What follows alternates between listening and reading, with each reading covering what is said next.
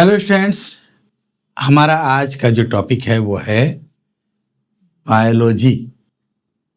यहाँ पढ़ेंगे कि बायोलॉजी क्या है और बायोलॉजी की शाखें कौन कौन सी, इसकी ब्रांचेस कौन कौन सी हैं। ठीक है, बायोलॉजी एक बहुत विशाल, एक बहुत बड़ा एक इल्म है और इसकी बहुत सारी ब्रांचेस हैं। आज हम उन तमाम ब्रांचेस के बारे में डिटेल में बात करेंगे। ओके, तो शुरू करते हैं।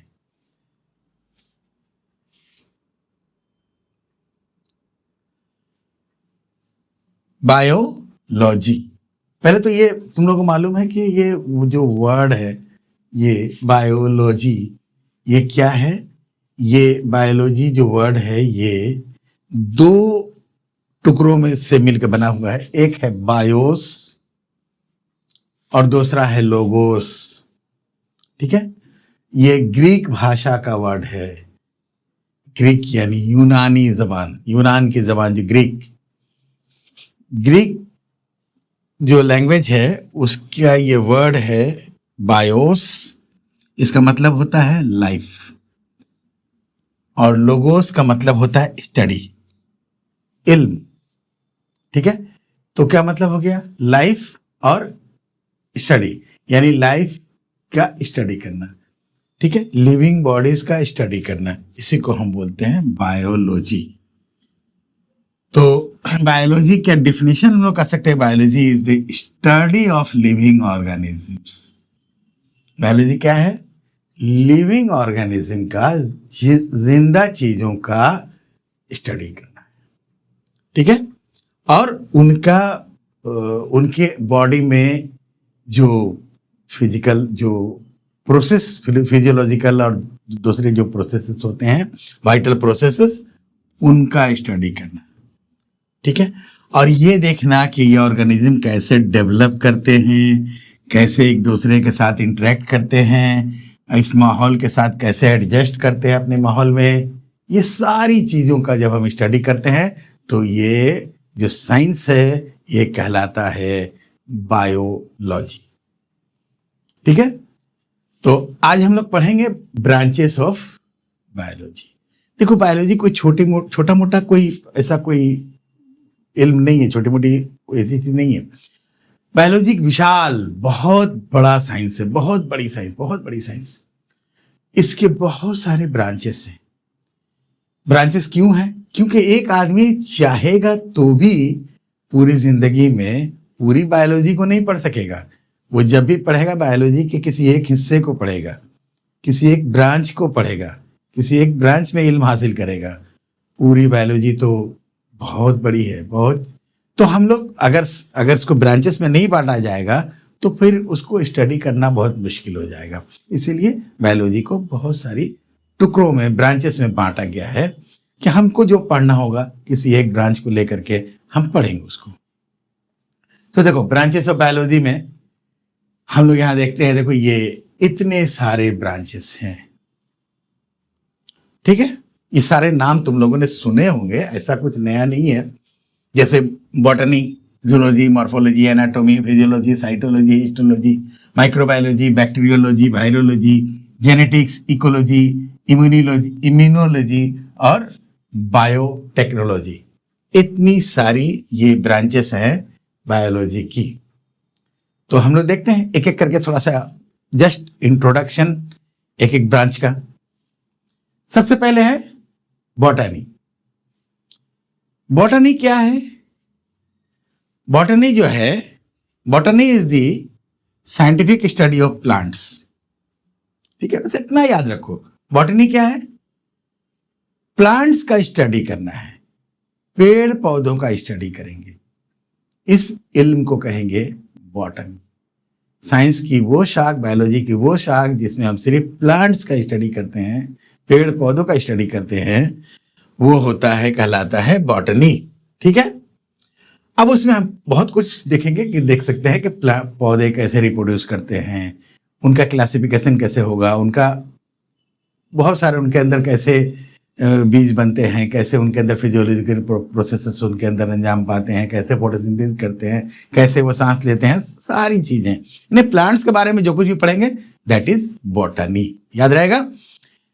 नेक्स्ट देखो, दूसरी चीज जो है वो है जूलॉजी। जूलॉजी क्या है? Branch of biology that focuses on animal, जानवरों के बारे में जब हम पढ़ेंगे। अब वो जानवर कोई भी हो सकता है, बड़ा से बड़ा जानवर भी हो सकता है, छोटा से छोटा जानवर भी हो सकता है। हम जानवरों के बारे में जब हम पढ़ेंगे तो वो कहलाएगा जूलॉजी। ओके, जानवरों की तमाम बातें, उनकी फिजियोलॉजी, उनका एनाटॉमी, उनका मॉर्फोलॉजी, सब हम लोग पढ़ेंगे। उसके बाद देखो, तीसरा ब्रांच जो है, तीसरी ब्रांच है वो है मॉर्फोलॉजी। मॉर्फोलॉजी किसे कहेंगे? मॉर्फोलॉजी कहा जाता है किसी भी लिविंग ऑर्गेनिज्म का, किसी भी जानदार का, अगर हम उसके जिस्म की बनावट ऊपर से देखने में, जो ऊपर से उसके जिस्म की बनावट, हम यहाँ पर देख सकते हैं कि मेढक को दिखाया गया है कि ये इसका अगला जो पैर है, ये पिछला पैर है, ये पैर की उंगलियां हैं, ये उसका मुंह है, इसका नाक है, ये आंखें हैं, उसका ये बॉडी की बनावट, उसका स्ट्रक्चर ऊपर से देखने में कैसा है, वो उसके पूरे फीचर्स का जब हम स्टडी करेंगे किसी ऑर्गेनिज्म का, तो वो इल्म कहलाएगा मॉर्फोलॉजी। ठीक है। और जब हम किसी जानदार का अंदर से उसकी बॉडी कैसी है, यानी उसके बॉडी के अंदर दूसरे ऑर्गन्स कौन कौन से हैं, उसका दिल कैसा है, उसके फेफड़े कैसे हैं, उसकी आंतें कैसी हैं, उसमें खून की नलियां कैसे अरेंज है, उसका दिमाग कैसा है, ये सब जब हम पढ़ेंगे अंदरूनी बनावट, तो वो इल्म कहलाएगा एनाटॉमी। समझ आएगी बात? जब ऊपर से ऐसे ही देख के पढ़ेंगे, जैसे एक गाय को हम देखेंगे कि एक भैंस को देखें कैसी है, 4 पैर है, 2 सींग है, कान है, ये हो गया। एक कुत्ता है, अब उसको देखेंगे 2-4 पैर है, कैसे उसका मुंह कैसा है, उसका, ये मॉर्फोलॉजी हो गया। लेकिन जब हम अंदर से पढ़ेंगे कि उसकी जबान कैसी होती है, उसकी आंखें कैसी होती हैं, उसकी जो बनावट सबकी अंदर से कैसी होती है, उसके दिल की बनावट कैसी होती है, उसके फेफड़ों की बनावट कैसी होती है, तो ये हो गया एनाटॉमी। ठीक है। अच्छा, नेक्स्ट है फिजियोलॉजी। फिजियोलॉजी क्या है? हमारे बॉडी में बहुत सारे जो प्रोसेसेस चलते रहते हैं। देखो, हम सांस लेते हैं, है ना, 24 घंटे हर वक्त, सोते जागते हर वक्त सांसें चलती रहती हैं। ऑक्सीजन अंदर जा रही है, कार्बन डाइऑक्साइड बाहर निकल रही है।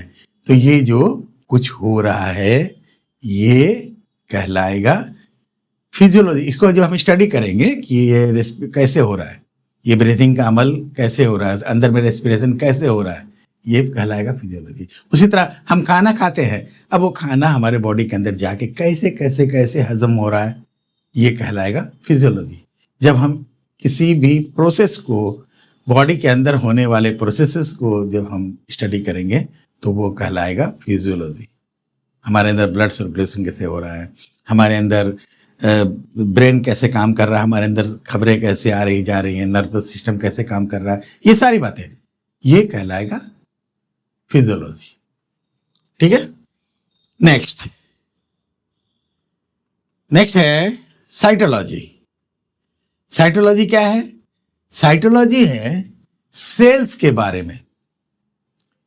जब हम सेल का, देखो अभी पूरी बायोलॉजी तो विशाल है, हम उसमें से सिर्फ क्या चीज स्टडी कर रहे हैं? सिर्फ सेल के बारे में पढ़ रहे हैं, खलिया के बारे में, कोशिका के बारे में। जब हम सेल के बारे में स्टडी करेंगे, सेल क्या है, सेल मेम्ब्रेन कैसा है, सेल के अंदर जो ऑर्गेनेल्स हैं, माइटोकॉन्ड्रिया कैसा है, उसका प्लास्टिड कैसा, जो भी सेल के बारे में जब हम पढ़ेंगे डिटेल्स, तो ये कहलाएगा, ये जो इल्म है ये कहलाएगा स्टडी, ये कहलाएगा साइटोलॉजी। और हम ये जानते हैं कि सेल्स जब आपस में मिलते हैं तो बनता है टिश्यू। एक तरह के सेल्स जो एक तरह का काम करते हैं वो मिलकर कहलाते हैं टिश्यू। तो अगर हम टिश्यूज के बारे में पढ़ेंगे कि बॉडी के किस हिस्से में कौन तरह का टिश्यू है, वो टिश्यू कौन सा काम करते हैं, तो ये कहलाएगा हिस्टोलॉजी। ठीक है, ये हो गया हिस्टोलॉजी। अच्छा, बायोलॉजी की एक शाख है माइक्रोबायोलॉजी। देखो माइक्रो, ये वर्ड जो आ गया, माइक्रो मतलब बहुत छोटा, बहुत छोटा, बेइंतहा छोटा। तो माइक्रोबायोलॉजी यानी ऐसी बायोलॉजी जिसमें हम बहुत छोटी चीजों का स्टडी करते हैं, जैसे कि बैक्टीरिया, जैसे कि जो भी प्रोटोजोआ और सिंगल सेल वाले जो ऑर्गेनिजम्स हैं, हम उनका जब स्टडी करते हैं तो वो कहलाता है माइक्रोबायोलॉजी। ठीक है, या कोई भी इस तरह की चीज, बहुत छोटी चीजें जो है उसको जब स्टडी करेंगे तो कहलाएगा माइक्रोबायोलॉजी। अब उसमें भी हम खास तौर से जब ओनली बैक्टीरिया के बारे में पढ़ेंगे, एक ऐसी साइंस जिसमें सिर्फ बैक्टीरिया के बारे में, दुनिया में कितने तरह के बैक्टीरिया हैं, किसकी क्या खूबियां है, किसकी बनावट कैसी है, तो बैक्टीरियोलॉजी कहलाएगा। ये जो बैक्टीरिया के बारे में पढ़ेंगे तो ये कहलाएगा बैक्टीरियोलॉजी। उसी तरह जब हम वायरसेस के बारे में पढ़ेंगे, ठीक है, वायरस के बारे में पढ़ेंगे तो ये कहलाएगा वायरोलॉजी। अभी कुछ साल पहले, पिछले दिनों बड़ी भयानक बीमारी आई थी, तुम लोग को मालूम है, सारी दुनिया मास्क लगाकर घूम रही थी। ठीक है, तो वो जो वायरस जो था उस जमाने में बहुत इसका चर्चा हो रहा था। ठीक है, आम आदमी भी जो पढ़ा लिखा नहीं है वो भी वायरस का नाम जान गया कोविड की वजह से। तो वायरसेस के बारे में जब हम पढ़ेंगे, वायरस के बारे में, तो ये कहलाएगा वायरोलॉजी। अच्छा, ये एक इंपॉर्टेंट इल्म है, बायोलॉजी की एक शाख है जेनेटिक्स। जेनेटिक्स में हम जीन्स के बारे में पढ़ते हैं, यानी किसी एक नस्ल की खूबी उसके अगले नस्ल में कैसे जाती है, चाहे पौधा हो, जानवर हो या इंसान हो, उनमें कैसे उसके कैरेक्टरिस्टिक्स कैसे जाते हैं दूसरी नस्ल में। फिर हम लोग इसमें बहुत कुछ है जेनेटिक्स में, हम लोग वो हाइब्रिड, आजकल नाम सुने होंगे बहुत, हाइब्रिड क्या होता है, एक कोई खूबी रखने वाली कोई ऑर्गेनिज्म कोई, और उसका क्रॉस कराते हैं हम किसी दूसरे ऑर्गेनिज्म से, और इन दोनों से मिलकर एक तीसरा जो पैदा होता है उसे कहा जाता है हाइब्रिड। तो ये सब जो हाइब्रिडेशन और ये सारी चीजें जो होती हैं, ये इल्म कहलाता है जेनेटिक्स। ठीक है, आज के ज़माने में बहुत इंपॉर्टेंट इल्म है। उसी तरह एक और इल्म है जिसका नाम है इकोलॉजी। ठीक है, इकोलॉजी क्या है? Study of relationship of animals, plants और इन्वायरमेंट। ठीक है, इन्वायरमेंट का एनिमल्स पर और प्लांट्स पर क्या असर पड़ता है, एनिमल्स और प्लांट्स का आपस में क्या रिश्ता है, सब एक दूसरे पर किस तरह डिपेंड हैं, किस तरह एक दूसरे पर मुनहसर है। ठीक है, ये जब हम पूरे विशाल रूप में एक स्टडी करते हैं तो ये कहलाता है इकोलॉजी। उसी तरह एक साइंस है जिसका नाम है इम्यूनोलॉजी। इम्यूनोलॉजी क्या है? हम जब स्टडी करते हैं बीमारियों का, और बीमारी फैलाने वाले जो एंटीजेंस होते हैं उनका स्टडी करते हैं, और उनको हम किस तरह अपने बदन में दाखिल होने से रोक सकते हैं, बीमार पड़ने से खुद को कैसे बचा सकते हैं।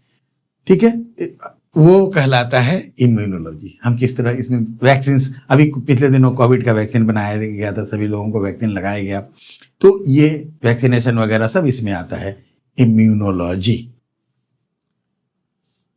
और लास्ट एक है जिसका नाम है बायोटेक्नोलॉजी।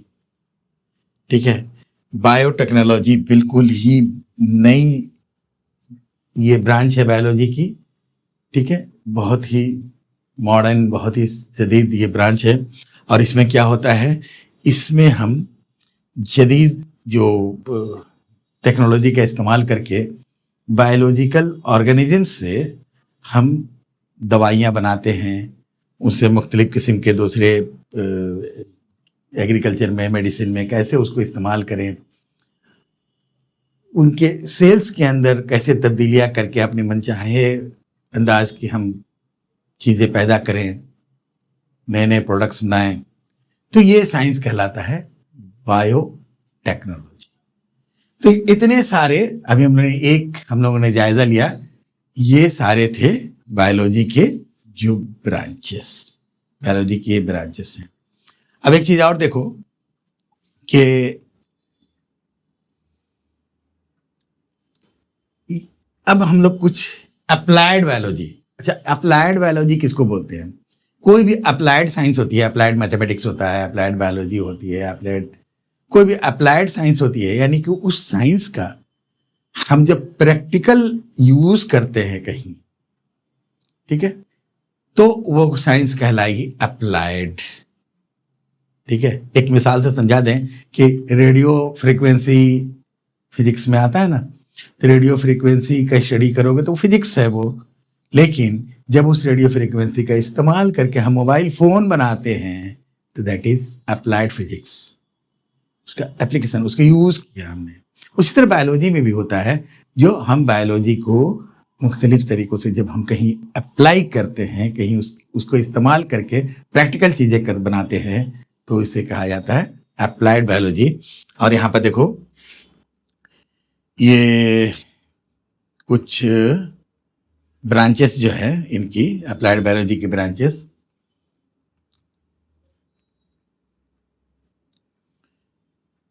ये सारी हैं, ये सारी बायोलॉजी की ही ब्रांचेस हैं, लेकिन क्या है, प्रैक्टिकल, ये प्रैक्टिकल बायोलॉजी है। पहली है एग्रीकल्चर, ठीक है, एग्रीकल्चर यानी खेती बाड़ी, ठीक है। तो खेती बाड़ी क्या है, हम फसलें पैदा करते हैं, पौधे लगाते हैं, उससे अनाज उगाते हैं, तो ये जो खेती करते हैं दैट इज बायोलॉजी ही है, लेकिन ये हमारा एक प्रैक्टिकल यूज है बायोलॉजी का। तो ये एक अलग साइंस है एग्रीकल्चर, कि हम कैसे बेहतर से बेहतर फसलें पैदा करें, ज़्यादा से ज़्यादा अनाज उगाएं।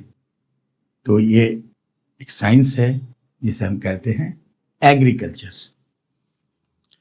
उसी तरह एक अप्लाइड बायोलॉजी है जिसका नाम है हॉर्टिकल्चर। हॉर्टिकल्चर में एग्रीकल्चर की तरह ही, एग्रीकल्चर में क्या होता है, अनाज पैदा किया जाता है, और यहाँ पर क्या होता है, हॉर्टिकल्चर में हम लोग फल या फूल पैदा करते हैं, ठीक है। जो बड़े दरख्त होते हैं वो, उनसे हम बेहतर से बेहतर फल कैसा पैदा करें, अच्छे से अच्छे फूल कैसे पैदा करें, ये जो साइंस है ये कहलाता है हॉर्टिकल्चर। तो दोनों मिलते जुलते, अनाज जब पैदा करेंगे तो एग्रीकल्चर हो गया, और जब बड़े बड़े दरख्त है और उनमें से जब फल पैदा कर रहे हैं हम लोग, अब इसमें हम लोग एक से एक एक्सपेरिमेंट कर सकते हैं कि बेहतर से बेहतर फल कैसे पैदा करें, अच्छे से ज़्यादा आम अगर पैदा कर रहे हैं तो मीठे ज़्यादा हों, ज़्यादा टेस्टी हों, ठीक है। तो ये कैसे होगा, इसके लिए बहुत सारी कोशिशें की जाती हैं। तो ये एक साइंस है जिसका नाम है हॉर्टिकल्चर। उसी तरह एक ये साइंस है जिसका नाम है पिसिकल्चर। ये पिसिकल्चर क्या है, मछलियों की जो काश्त की जाती है, यानी देखो एक तो है कि समंदर में जाकर के हम मछलियां पकड़ लेते हैं, ठीक है, मछुआरे जाते हैं समंदर में, जाल फेंकते हैं और मछलियां पकड़ते हैं, ये एक फिशिंग इसको हम लोग बोलते हैं, ये एक अलग चीज होगी। और एक होता है कि हम तालाब में या पानी का कोई बड़ा सा ये है टैंक है, उसमें हम मछलियों के बच्चे डालते हैं, उनकी परवरिश करते हैं, और जब वो बड़े हो जाते हैं, हो जाती हैं मछलियाँ, तब हम उनको निकालते हैं। तो एक तरह से ये मछलियों की क्या हो रही है, एक तरह की काश्त की जा रही है, मछलियां पैदा की जा रही हैं, ठीक है। तो इसको कहा जाता है पिसिकल्चर। अब इसमें ये एक्सरसाइज क्यों है? इसलिए कि जो हम अगर मछलियां पैदा करेंगे तो हमको जानना होगा कि कौन सी मछली की खुराक क्या है, कौन सी मछली कैसे बेहतर तरीके से बढ़ेगी, किन मछलियों को कैसे बीमारियों से बचाएं, ठीक है। तो ये एक साइंस है और इस साइंस का नाम है पीसी कल्चर। उस तरह एक साइंस है जिसका नाम है एपी कल्चर।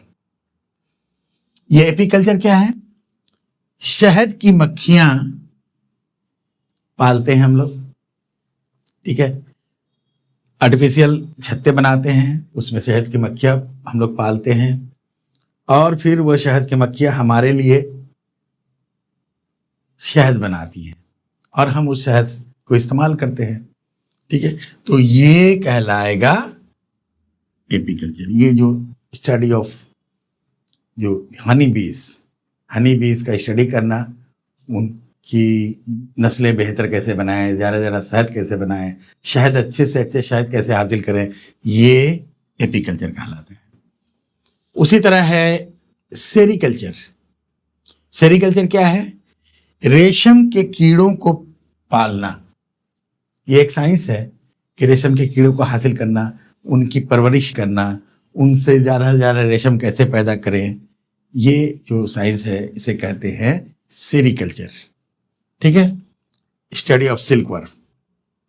उसके बाद है पोल्ट्री। ये नाम तुम लोग सुने होंगे, पोल्ट्री का मतलब हुआ कि मुर्गियों को पालना।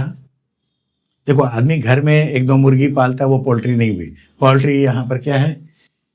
बड़े बड़े फार्म बनाए जाते हैं मुर्गी पालने के और उसमें हजारों की तादाद में मुर्गियां एक साथ पाली जाती हैं। फिर उन मुर्गियों को क्या खुराक देनी चाहिए, मुर्गियों को बीमारी से कैसे बचानी चाहिए, क्या करें कि वो ज़्यादा से ज़्यादा जल्दी बड़ी हों, ज़्यादा से ज़्यादा अंडे दें, ठीक है। तो ये जो साइंस है, इस साइंस का नाम है पोल्ट्री। ये अप्लाइड बायोलॉजी की एक शाख है।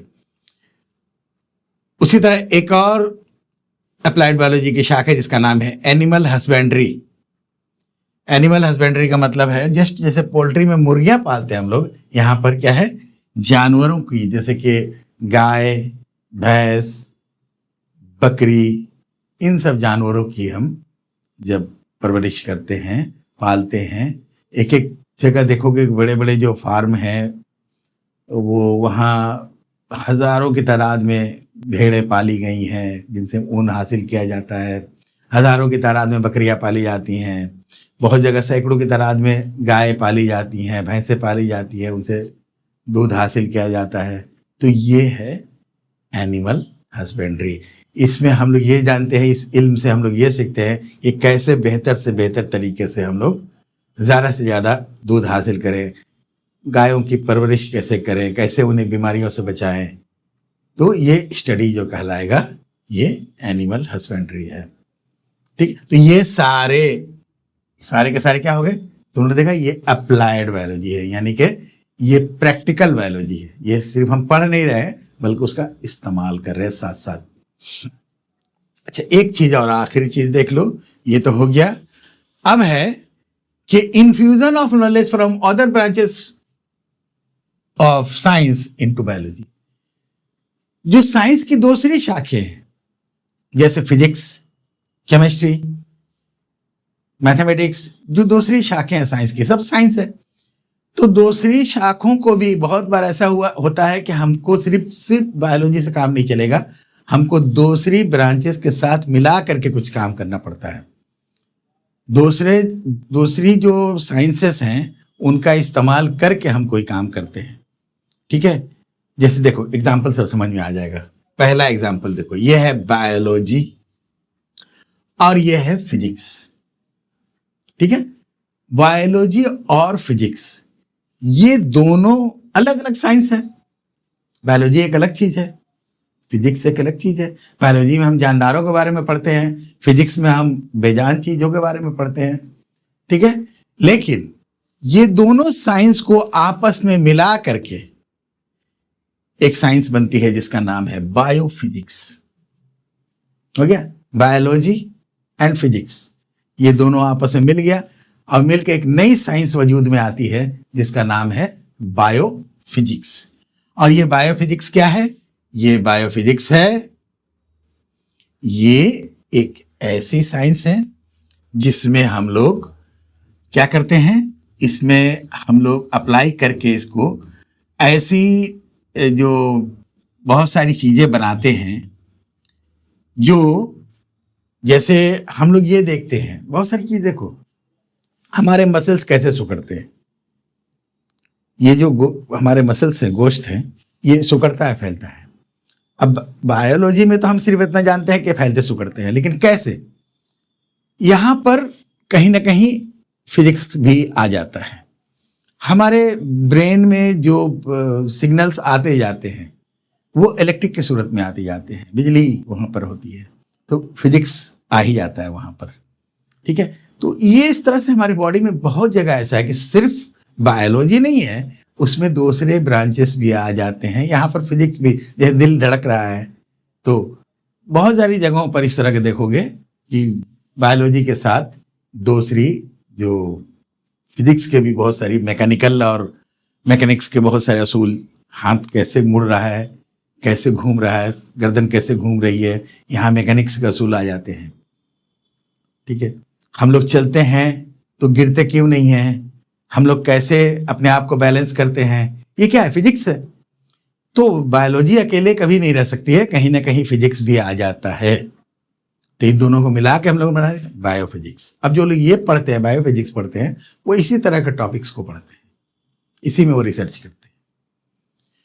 दूसरा एग्जाम्पल देखो, ये है बायोलॉजी, और बायोलॉजी के साथ ये क्या है, केमिस्ट्री। केमिस्ट्री मालूम है तुम लोग को, केमिकल्स, चीजों का, जो भी कीमियाई चीजें हमारे आसपास हैं, इसको हम कहते हैं केमिस्ट्री। तो बायोलॉजी और केमिस्ट्री दो अलग अलग साइंसेस हैं, दो अलग अलग इल्म हैं, लेकिन जब ये दोनों आपस में मिल जाते हैं, बायोलॉजी और केमिस्ट्री, तो बन जाता है बायोकेमिस्ट्री। अब ये बायोकेमिस्ट्री क्या है, ये वो केमिकल चीजें हैं जो बायोलॉजिकल चीजों के अंदर, लिविंग ऑर्गेनिज्म के अंदर पाई जाती हैं। हमारे अंदर जो बायोकेमिकल रिएक्शंस हो रहे हैं, हमारे अंदर जो रिएक्शंस हो रहे हैं, हमारे अंदर जो प्रोटीन पाया जा रहा है कैसे बन रहा है, हमारे अंदर जो लिपिड्स हैं वो कैसे बन रहे हैं, जो केमिकल चीजें हमारे, केमिकल रिएक्शंस हमारे अंदर कैसे हो रहे हैं, ये पूरी जो साइंस है। चूंकि अब सिर्फ बायोलॉजी नहीं रह गया, इसके साथ केमिस्ट्री भी आ गई, तो बायो केमिस्ट्री। ठीक है, बायोलॉजी और केमिस्ट्री मिलके खाना हजम हो रहा है, कैसे हो रहा है, वहां पर बहुत सारे एंजाइम्स काम कर रहे हैं, वहां कैसे हो रहा है, ये साइंस सिर्फ बायोलॉजी नहीं है, यहाँ केमिस्ट्री भी है। तो ये दोनों मिलके हो गया बायो केमिस्ट्री। नेक्स्ट देखो,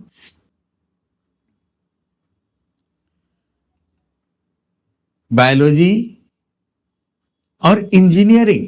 अब तुम बोलोगे इंजीनियरिंग तो अलग ही चीज है, बायोलॉजी बिल्कुल अलग चीज है, लेकिन जब ये दोनों साइंसेस आपस में मिल जाती हैं तो बनता है बायो इंजीनियरिंग। और ये बायो इंजीनियरिंग क्या है, ये बायो इंजीनियरिंग ऐसी चीजें बनाना, ऐसी डिवाइसेस बनाना जो बायोलॉजी के काम, हमारे जानदारों के काम आ सके। ठीक है, अब तुम यहां पर एग्जांपल देखो कि एक आदमी के लिए आर्टिफिशियल हाथ बनाया जा रहा है। ठीक है, उसका हाथ कट गया है, उसे एक नकली हाथ लगाना है, तो वहां नकली हाथ जो बनाओगे वो तो इंजीनियरिंग है, लेकिन किसके लिए बन रहा है, जानदार के लिए बन रहा है। तो सिर्फ जो इंजीनियर होगा वो नहीं बना पाएगा, और सिर्फ बायोलॉजी वाला शख्स भी कुछ नहीं कर पाएगा, क्योंकि वो इंजीनियरिंग नहीं जानता है।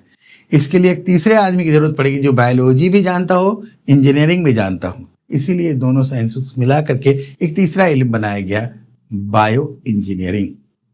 तो नकली बॉडी पार्ट्स बनाना, आजकल मालूम है ना, बहुत सारी नकली दिल तक बनाया जा चुका है, नकली हार्ट इंसान का। तो ये सारी चीजें जो बन रही हैं, नकली आंखें बन रही है, नकली दिल बन रहा है, बॉडी के बहुत सारे पार्ट्स बनाए जा रहे हैं, तो यह तो इंजीनियरिंग का कमाल ही है। लेकिन सिर्फ इंजीनियर इसको कभी नहीं बना सकेगा अगर वो बायोलॉजी ना जानता हो, इसीलिए दोनों को मिला करके बायो इंजीनियरिंग बनाया गया। उसी तरह एक साइंस है, देखो, बायोलॉजी और एक ज्योग्राफी।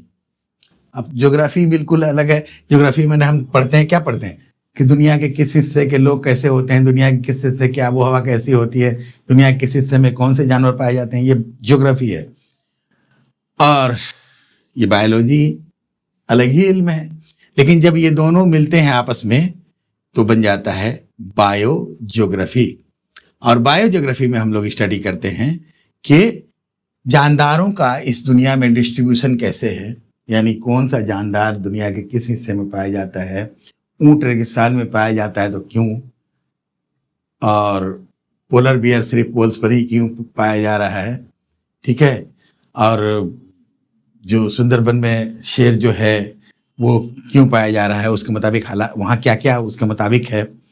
तो ये सारी चीज़ें जो है जो वो इन्फ्लुएंस करती हैं जानदारों को, उनके डिस्ट्रीब्यूशन को, ये सब जब स्टडी करते हैं और फिर मुख्तलिफ इलाके के जो लोग हैं, इंसान हैं, उनके अंदर जगह के हिसाब से क्या क्या तब्दीलियां हुई हैं, है ना, तो ये सारी चीज़ें कहलाएंगी, इस साइंस में आ जाएंगी जिसका नाम है बायो ज्योग्राफी। उसके बाद है बायोलॉजी और मैथमेटिक्स के मिलने से। अब तुम बोलोगे मैथमेटिक्स तो बिल्कुल अलग, दोनों एक दूसरे का अपोजिट इल्म है, बायोलॉजी बिल्कुल अलग, मैथमेटिक्स बिल्कुल अलग, लेकिन दोनों के मिलने से जो बनता है वो है बायो मैथमेटिक्स। ठीक है, तो बायो मैथमेटिक्स क्या है? बायो मैथमेटिक्स में हम लोग मैथमेटिकल मॉडल्स बनाते हैं और ऐसे टेक्निक्स इस्तेमाल करते हैं कि हम ये स्टडी कर सकें कि कहीं की आबादी है, वो आबादी कैसे उसमें चेंजिंग्स आ रही हैं, वहाँ के लोग किस तरह से बदल रहे हैं, वहाँ के जानवर परिंदे किस तरह से तब्दील हो रहे हैं, उनमें क्या चेंजेस आ रहे हैं। ये जब तक हम मैथमेटिक्स नहीं जानेंगे तो वो उसको सॉल्व नहीं कर सकेंगे, हल नहीं कर सकेंगे। सिर्फ बायोलॉजी वाले भी नहीं कर पाएंगे, सिर्फ मैथमेटिक्स वाले भी नहीं कर सकेंगे, दोनों इल्म का जानना ज़रूरी है। इसीलिए ये बीच में एक इल्म है जिसका नाम है बायो मैथमेटिक्स। उसी तरह ये एक इल्म है जिसका नाम है बायो इन्फॉर्मेटिक्स। देखो, बायोलॉजी और इन्फॉर्मेटिक्स मिल करके बन गया बायो इन्फॉर्मेटिक्स। ये बायो इन्फॉर्मेटिक्स क्या है? ये है कि आज का दौर क्या है, ये कंप्यूटर का दौर है और इंसान जो है वो सब जगह से डाटा कलेक्ट कर रहा है, कंप्यूटर में जमा हो रहा है। वो बायोलॉजिकल बहुत सारा डाटा है, जीन्स के बारे में, मुख्तलिफ जानदारों के बारे में। तो एक बायोलॉजी पढ़ने वाला आदमी अगर वो बिल्कुल कंप्यूटर के बारे में नहीं जानता है और डाटा को मेंटेन नहीं कर पाएगा तो कैसे उसका हिसाब करेगा। इसलिए एक तीसरी एक ऐसी शाख बनाई गई है जिसमें लोग बायोलॉजी भी जानते हैं और वो डाटा साइंस भी जानते हैं, दोनों मिला करके ये साइंस बनी है जिसका नाम है बायो इन्फॉर्मेटिक्स। और इसमें हम लोग कंप्यूटर के जरिए जानदारों की तमाम इन सब बातों का रिकॉर्ड्स वगैरह मेंटेन करते हैं, तो ये साइंस कहलाएगा बायो इन्फॉर्मेटिक्स। ठीक है, तो ये हो गया हम लोग, ये आज हम लोगों ने क्या पढ़ा? बायोलॉजी की मुख्तलिफ शाखें, डिफरेंट ब्रांचेस ऑफ बायोलॉजी। इसमें हम लोगों ने प्योर बायोलॉजी की शाखें भी पढ़ी, अप्लाइड बायोलॉजी की शाखें भी पढ़ी, और जो इन्फ्यूज़न मुख्तलिफ साइंस के आपस में मिल करके जो साइंस बनती है वो भी हम लोगों ने पढ़ी। ठीक है, तो ये हो गया। मिलते हैं हम लोग अगली क्लास में। हाँ, अगर इसका तुम लोग PDF वगैरह चाहिए तो इस वेबसाइट से डिस्क्रिप्शन में लिंक है, वहाँ से जा कर के वहाँ से डाउनलोड कर सकते हो बिल्कुल फ्री। और हम लोग मिलेंगे अगली क्लास में, तब तक खुदा हाफिज। और ये वाला काम ज़रूर कर देना, लाइक कर देना इसको। ओके, तो नेक्स्ट क्लास में मिलते हैं।